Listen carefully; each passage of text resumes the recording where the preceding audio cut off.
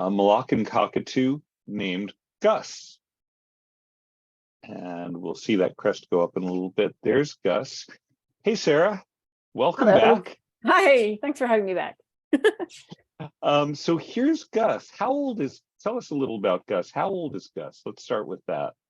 Gus is 30 years old, which is not that old for cockatoos. Cockatoos can easily live to be 70 or 80 years old with good diet and good care. So 30 is not even halfway. So right. Yeah, he's on the spring chicken side for a cockatoo. And how did Gus come to Mickaboo? What was his story? Gus is pretty new to Mickaboo. He came to us just a couple of months ago. We were contacted by a family down in the South Bay, and unfortunately, Gus's owner was a man who had passed away, and the family weren't aware of any plans for Gus and his care. So they reached out. They were looking for, a bird rescue that would be able to understand Gus's needs and make sure that he was okay.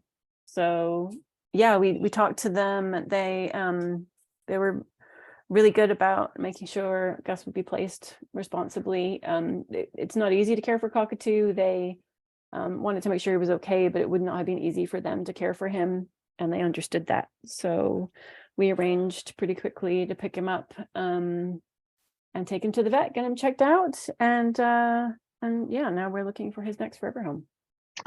And how is his health? We got him checked out. Our last Gus had some health problems. How's this Gus? This Gus, so far, so good. He's not had a lot of regular vet appointments. We do recommend that you take your bird every year for an annual vet check. That's really important, especially at this point in Gus's life. Now that he's 30, his diet's not been amazing. He was on a cockatoo seed mix. And so, at 30 years old, that's not quite caught up with him at this point. But it's really important to get fresh food in him, get the fat content in his diet weighed down, more fresh food, some pellets mixed in for more balanced nutrition. So that's something that we've been working on since he came in, and he's pretty good about it. But yeah, it's going to be important to keep the diet improved now, and that hopefully will keep him out of the vet for many years to come. We did bring him for a follow-up. His initial blood panel, the white blood cells looked a little bit, we weren't quite sure what was going on there. So we had a second check just to be sure there wasn't anything worrying there. And he passed that with flying colors. So yeah, I think with annual checkups now and improved diet, that will set him up in good stead for the next 30 years. Nice. So tell us a little about what he's like, and does he talk? He does talk. He's quite a sweet bird. Moluccans can be a little unpredictable. Cockatoos as a species, we don't generally talk about them as birds for people who are newer to parrots. But Gus is pretty friendly, especially with ladies. Although his last owner was a man, he does seem to show a preference for women. He's stepping up for women. He doesn't seem to be picky. Particularly, he's been quite good with all the women that have tried to pick him up. He will express preferences, if he doesn't want to go back in his cage yet, then he'll get gently beaky, but he's pretty good overall, and he's definitely someone who enjoys a lot of attention. He's got a few phrases he says.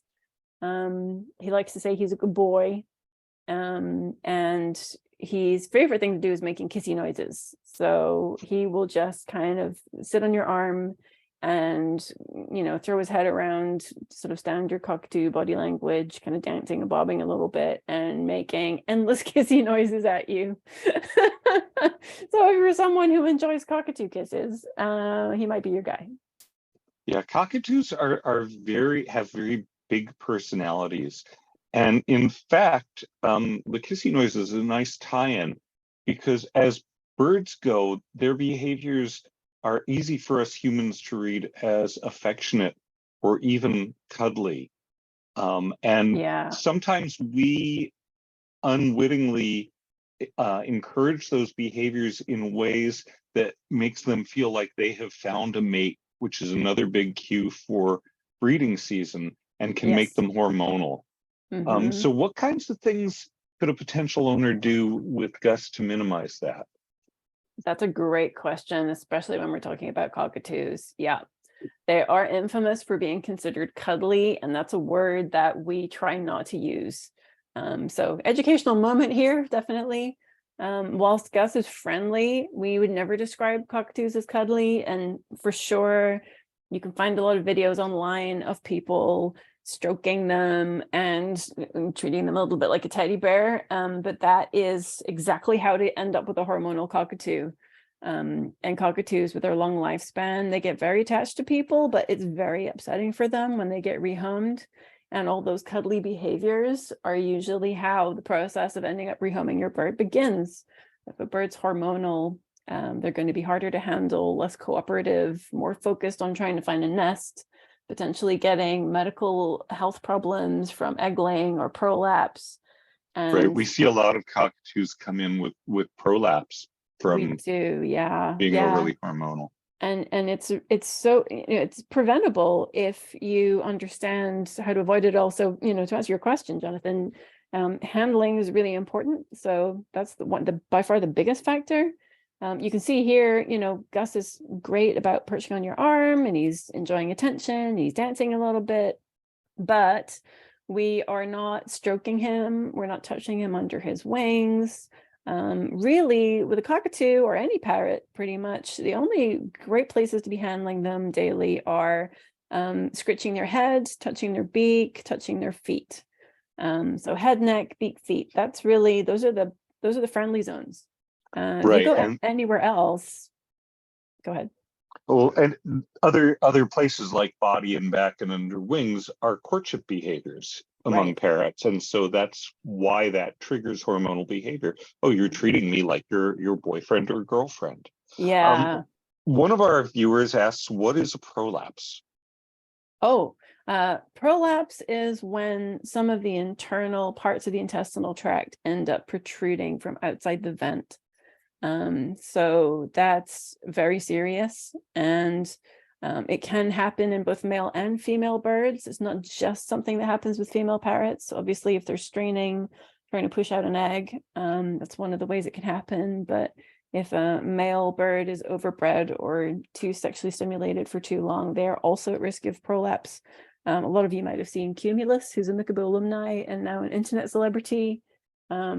He is partially resident at an avian medical facility because he is seriously affected with prolapse. So it can happen in male parrots for sure. So it involves surgery. They have to have everything reinserted and stitched back in there. And once it's happened once, they're a much higher risk of it happening again. And obviously, if that tissue spends too much time outside their body, it can become necrotic. And it can be fatal. We've had cockatoos in the past in our care that have passed away from prolapse-related problems. So it's a serious condition, and it's not to be underestimated. It's very common in cockatoos because they do soak up our attention. And if we unknowingly or unwittingly sexually stimulate them by stroking them on their back or under their wings, we may not realize we're putting them at risk of that down the line. And we absolutely see it in older cockatoos. Right. Yeah, great educational moment. Thank you. Yeah. Another thing about cockatoos is that they're known for being loud. Oh, yes. Gus is no exception. In fact, Moluccan cockatoos, I think they are right up there out of all of the parrot species in the parrot family. They can hit some of the loudest volumes. I think 125 decibels is not impossible for a Moluccan cockatoo. And which is very much like being right next to a jet engine. Exactly, yeah. Over 90 decibels exposure for 30 minutes or more can permanently damage human hearing. So I'm not joking. If he's having a screaming session and you're not wearing ear protection, you're putting your hearing at risk. So it's really, really important to be aware of that. And yeah, it's not something you can train out of them. Cockatoos will have a few moments, and they're all individuals this way. I mean, I've seen Gus, when he's out on top of his cage having fun, he will just like scream for fun at times, and it's not because he's angry or he shouldn't be punished for that. He's just being a cockatoo. They are not apartment birds. They're not townhouse birds. If you have sound issues where you live, I'm afraid Gus is not going to be viable for you. And yeah, it's not just, your neighbors, but those are the people you live with. If you want to keep living with the people you live with now, they will also have to be okay with, having solutions to handle Gus and his screaming sessions. So that's just cockatoos having fun. And if we don't let them Right. exhibit their natural behaviors, then you end up with, not just physical well-being, but, emotional well-being problems. And that's when we see potential feather plucking and other distress behaviors coming into play. So yeah, you can't just cover them if they get loud. That's not fair on them. That's a punishment that they shouldn't be exposed to just for being themselves. Right. We need to be aware that that being loud is part of who they are. We're needing to wrap up, so let's just cover how big a cage does a big bird like Gus need, and what kind of toys? Great questions. Even though Gus doesn't have a long tail like a macaw, he absolutely should have a large cage like a macaw. So, 5 feet wide, 6 foot tall, with lots of boings and swings that he can thrash around on when he's having a crazy moment. That would be amazing for him. A nice big play stand to climb around down out of his cage. Lots of out time. A really good, thick bar gauge, 1-inch bar spacing. Cockatoos' beaks are pretty powerful, and you can't put him in a cage with thin bars, even if it's a large cage. If it's designed for smaller birds with 1/2-inch bar spacing, he'll struggle to climb around on it with his big feet, and he wouldn't be able to get his beak on the bars to climb around either. And also, cockatoos are escape artists, so you need something where all the locks work properly. Gus is not, so far, he doesn't seem to be a real Houdini.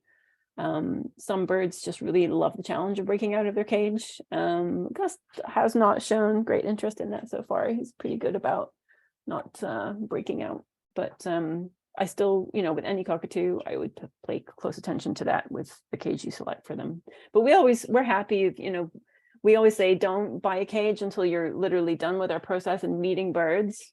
And then we'll help you select a cage that would be appropriate for that specific bird, because depending on what we know about them, some of them do need cages that are more secure.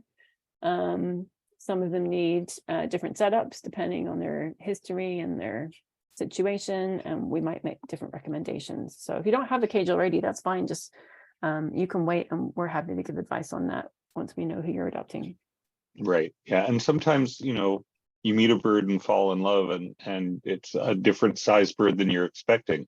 Yeah, And things change a lot for people. Yeah. And the cage needs of a small bird and a large bird are very different, not just in the size of the cage, but in the bar spacing, all sorts of things. Exactly. All right. I want to thank all of our viewers for attending our June virtual adoption fair. And if you have ideas or comments on how we can improve for next time, please include it in the event survey. You'll get a link to that when you exit, because your feedback's always helpful. We always want to improve.